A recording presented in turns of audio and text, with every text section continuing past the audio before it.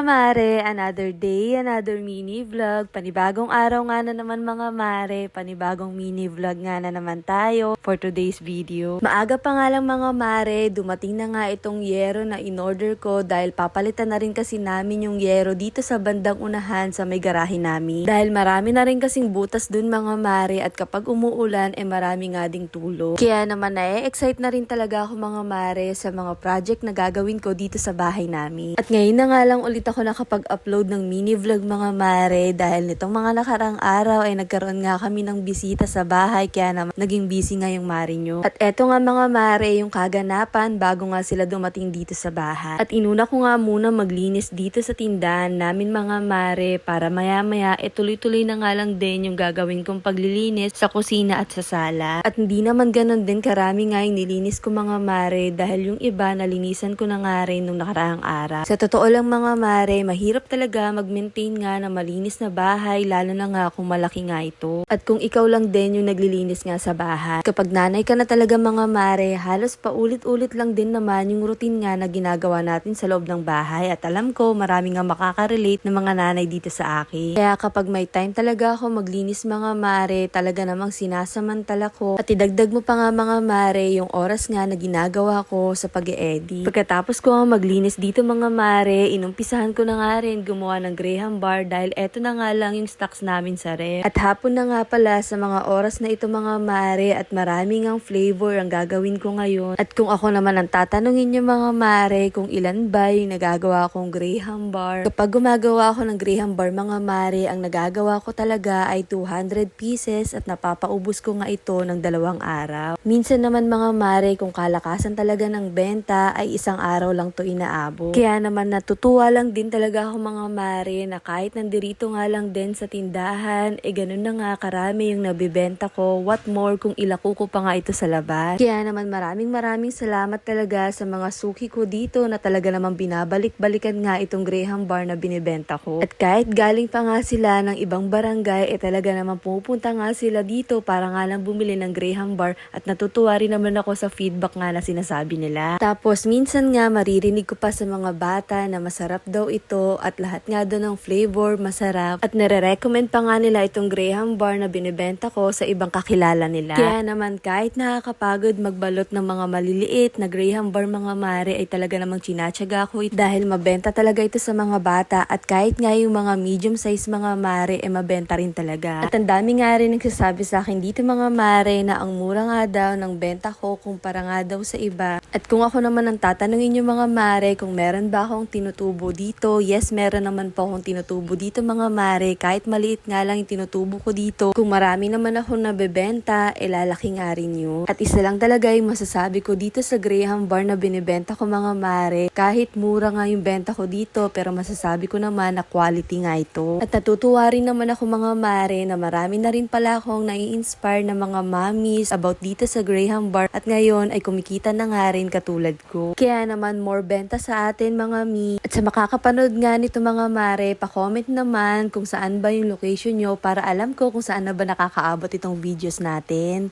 O siya, hanggang dito na lang muna mga mare. Ito,